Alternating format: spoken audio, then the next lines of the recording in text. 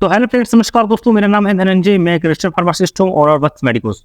दोस्तों, आज हम बात करेंगे लो बीपी ट्रीटमेंट के बारे में आयुर्वेदिक के तरीके से कि इसका क्या ट्रीटमेंट दिया जाता है आयुर्वेद के अनुसार, इसके क्या कोजेस रहते हैं और इसके क्या लक्षण पहचान सकते हैं।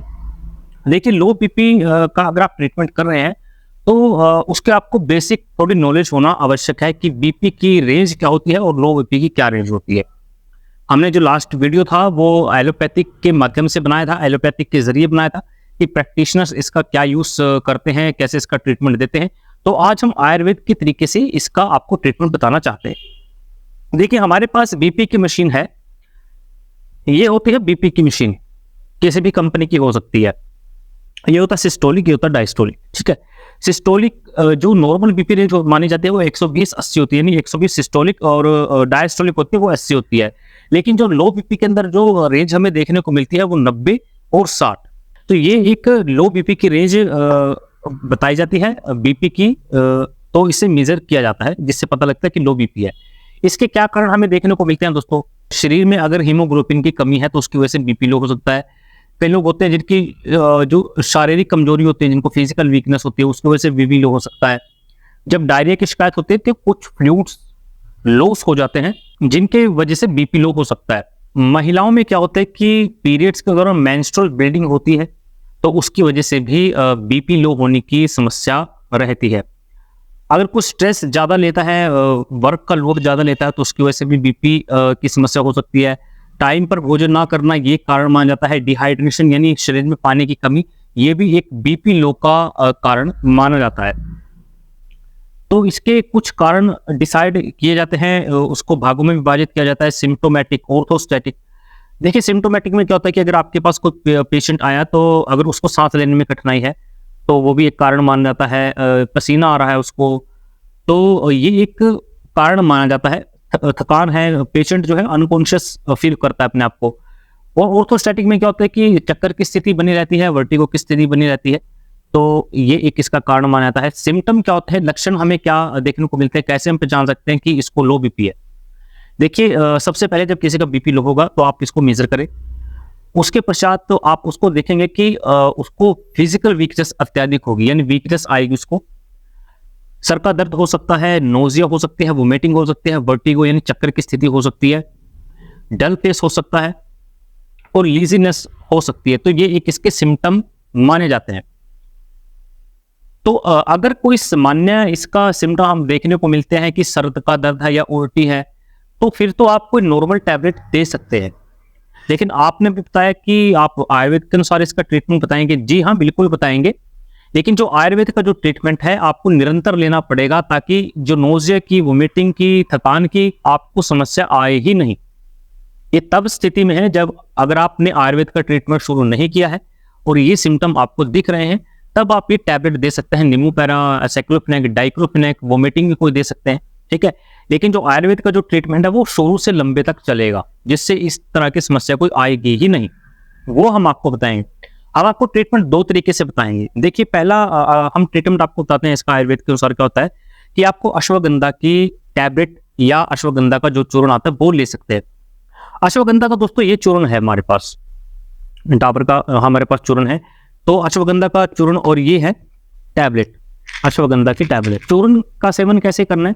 देखिए, आप 1 चम्मच चूर्ण ले सकते हैं, दूध में डालकर आपने लेना है इसको। ठीक है, दूध में डालकर लेना है। अगर कोई दूध नहीं पीता तो पानी के साथ ले सकता है, जल से ले सकता है। तो 1 चम्मच आप ले सकते हैं, अश्वगंधा का चूर्ण ले सकते हैं सुबह शाम। अगर टैबलेट आपको लेनी है तो 1 टैबलेट आप ले सकते हैं सुबह शाम। उसके पश्चात आपको शिलाजीत की टैबलेट की आवश्यकता होगी। शिलाजीत की टैबलेट आप ले सकते हैं, शिलाजीत बहुत ज़्यादा पॉपुलर है, तो आप 1 टैबलेट ले सकते हैं उसकी सुबह शाम, दूध से या जल से। देखिए, ये जो दोनों इंग्रेडिएंट हैं, ये आयुर्वेदिक जो दोनों इंग्रेडिएंट बहुत पॉपुलर हैं हमारे भारतवर्ष के अंदर। अश्वगंधा का और शिलाजीत का जो उपयोग है वो स्टैमिना के लिए, स्टैमिना बूस्टर होता है। जो जिम करते हैं वो अक्सर इसको लेते हैं स्टैमिना के लिए, हेल्थ के लिए। ठीक है, तो इसका उपयोग अलग तरीके से भी होता है और इसका उपयोग बीपी लो को ठीक करने में भी होता है। स्टैमिना के लिए, हेल्थ के लिए, बॉडी बिल्डिंग के लिए, बॉडी बनाने के लिए भी इसका उपयोग किया जा सकता है। और साथ में अगर आप इस चीज को ले रहे हैं, अश्वगंधा को ले रहे हैं और शिलाजीत को ले रहे हैं, साथ में आप अगर खजूर का भी सेवन करेंगे, साथ में आपको खजूर का भी सेवन करना पड़ेगा, जिससे जो है आपका बीपी का जो काउंट है जो लो रहता है आपको वो सही रहे। अश्वगंधा का चूर्ण या टैबलेट, शिलाजीत कैप्सूल या टैबलेट और प्लस खजूर।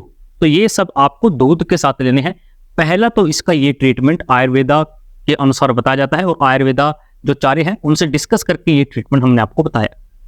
उसके पश्चात इसका दूसरा ट्रीटमेंट हमें क्या देखने को मिलता है, देखिए उसमें ये होता है कि अश्वगंधा तो कॉमन रहेगा, एक टैबलेट दूध के साथ ले सकते हैं या चूर्ण ले सकते हैं, ठीक है, 1 चम्मच दूध में डालकर या जल से, एक तो ये रहता है।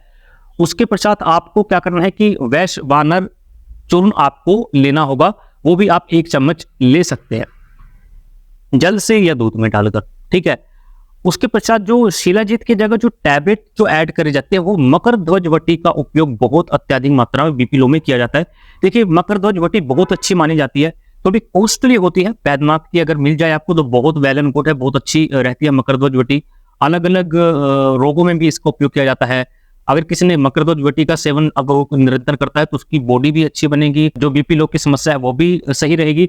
और सॉरी टू से इसका जो अलग भी इसका यूज देखने को मिलता है कि अगर किसी के स्पर्म काउंट में थोड़ी सी कमी आती है तो भी मकर ध्वज वटी कामयाब होती है। अश्वगंधा, मकर ध्वज वटी और वैश्वानर चूर्ण, ये अगर आप सेवन करेंगे, इसका निरंतर सेवन करेंगे तो आपको बीपी लो की समस्या तो कभी होगी ही नहीं। देखिए दोस्तों, हमने जो आपको ये प्रोडक्ट बताया है, आयुर्वेद का जो प्रोडक्ट हमने आपको बताया, ये निरंतर भी अगर आप लें बिना किसी रोग के अनुसार तो भी कोई समस्या की बात नहीं है। नॉर्मली मेडिसिन होती है ये तो, ठीक है।